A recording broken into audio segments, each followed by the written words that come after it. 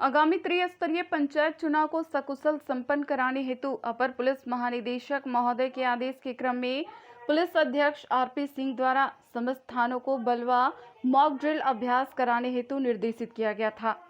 उक्त निर्देश के अनुपालन से संबंधित क्षेत्राधिकारी गण के नेतृत्व में समस्त थाना प्रभारी एवं थाने पर उपस्थित पुलिस बल की टीमों द्वारा अपने अपने थानों पर बलवाइयों एवं दंगाइयों पर नियंत्रण हेतु मॉक ड्रिल का प्रदर्शन किया गया।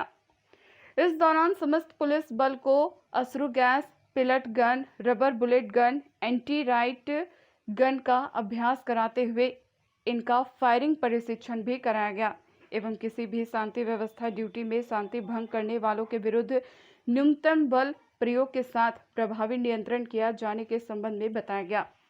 इस हेतु दंगा नियंत्रण के समस्त उपकरणों की साफ सफाई कर उनको जांचा परखा गया।